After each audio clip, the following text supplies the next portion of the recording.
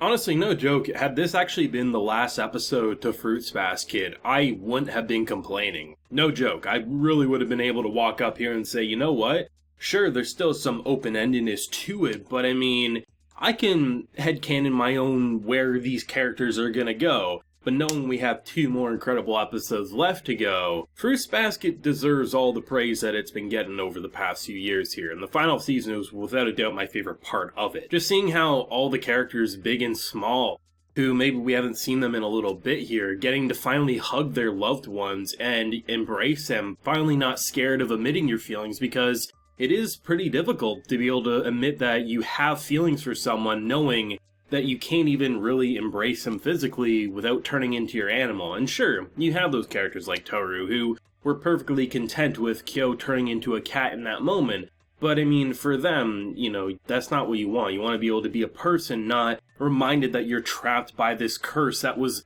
basically some bullshit promise that you never agreed to, just so happens you got roped into because God back in the day made the deal with all these animals. So to have it all snap, and I love how Kyo seemingly was like the last one to really trigger the kind of rapid fire motion, because really Kyo has been treated the absolute worst from Akito, literally wanting to enslave, and I really appreciate having the backstory of the god in the banquet, something that it kicked off the first episode of Fruits Basket, but really something we never got to see. How a very lonely god was sitting there for so long, the cat being the first one to give God company, and as more and more came, they held this banquet, but because it's mortal, obviously things would go away, and the idea of eternity, something of a promise that no matter what happens to their physical bodies, that they'd all meet again today. And I like the idea of the cat saying, "How dare you, like I never wanted this," but even though it was hinted at that's all it was back in previous seasons, I love the extra layer of what the cat was saying, that we should embrace mortality, that we should say it's okay for things to end, and we should be appreciative of what we've had at the time being. But for all the other animals, that was the biggest act of betrayal, like how dare you, and that's how it then pushed the cat away, which then goes to show why Kyo and all of his previous cat counterparts were treated so horribly. And I think the fact that the cat, Kyo, snapping his curse, was then the release for the rest of them, I think was really amazing, seeing how the cat is what started it all, and the cat is what seemingly ended it all at the same time. And I really like that. I like the parallels, I like the build-up to it, and I love how you start the first third of this episode seemingly putting all the focus on Kyo and Toru. Hilarious, romantic, dramatic, getting all the confessions, and I think one of my favorite lines that Kyo's ever said is that he's just asking for one last chance. He's not saying this or that, he's saying, I need one final chance to prove to you that I will give you nothing but happiness. Absolutely romantic, absolutely fantastic, while still sprinkling in that humor that Fruits Basket's known for. This is actually our second kiss. Wait, what? I love that. But to have I think it was 8 or so minutes of just the god's backstories. You have the narration, to then transitioning to the modern day and seeing everyone be free. And freedom, it comes with tears because it is a curse. Nonetheless, it was a bond that's no longer there. But now for someone like Akito who has accepted that things have to change, and that she doesn't have to hold on to the promise of a god or her father, and it's okay for her to just be her. To see Toru and Kyo, them visit her, I think is really sweet. I will never forgive what Akito has done in the previous arcs, and even in this season. But I've always said that the Fruits Basket has been a story about forgiveness. It's been the relevant theme, and it's up to different characters to decide where they go from here.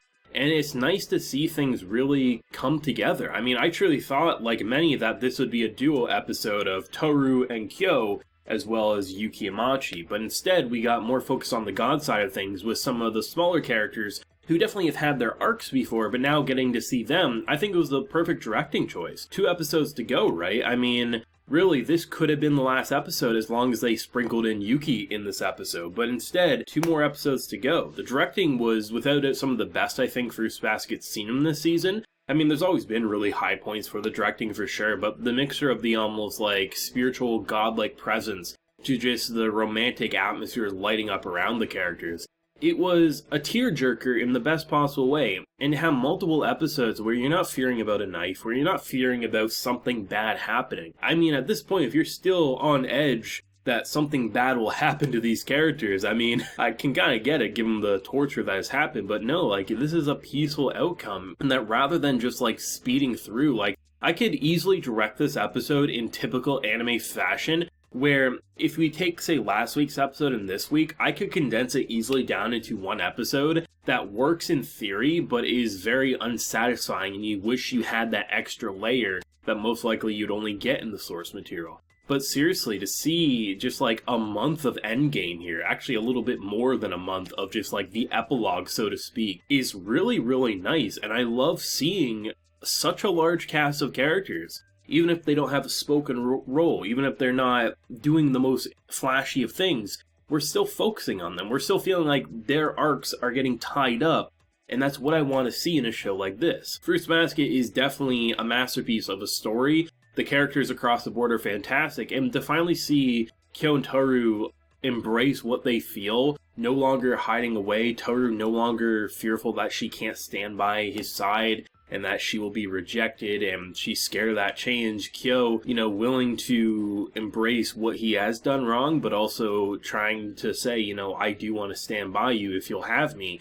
That's the type of emotional closure you want, and to be able to see them for a couple more episodes, have their cutesy dates and holding of hands, it's fantastic. It's just really nice that I'm walking into the last couple of episodes not feeling like I've been robbed or that I'm sad to see it go. Like, I'm actually happy to see Fruits Basket go, because I feel like they've done what I wanted to see while also doing so much more. Like, this is a show that knows how to wrap it up, and honestly, it's really fascinating because, like, this just doesn't happen. I know, like, I've mentioned it so many times, I'm like, wow, this could have been the second to last episode, but, like, if you watched more than 100 anime or read more than 100 manga, like, you know a formula that the ending uses. And it's so amazing to see a cast as large as this actually get an ending that is as long as it needs to be, because, truthfully, walking into the final season, I thought when we did get to the end game, it would be a speed run. Rather than that, it feels like the final season is living up to its name, while the final season is actually wrapping up everything.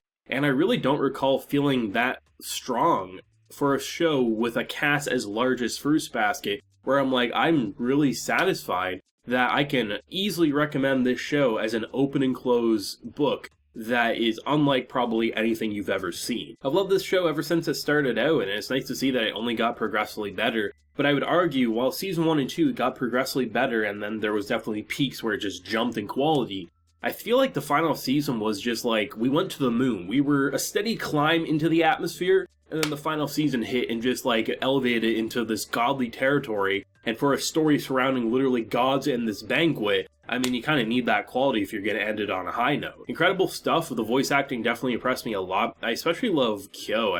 He's been kind of a hardened character for sure, so it's nice to see his character kind of open up and embrace the soft side as you have all those emotional high points to bring it all together in a satisfying package. But, of course, as always, let me know your thoughts on this week's episode of Fruits Basket, and what do you hope to see in the last couple of episodes? Because there's definitely other things to see for sure, but what do you hope to personally get a good focus on in the coming episodes? If you enjoyed the video, leave a like, share your support, and hit that subscribe button if you happen to be new around here. So until next time, everyone, please take care and have a good one.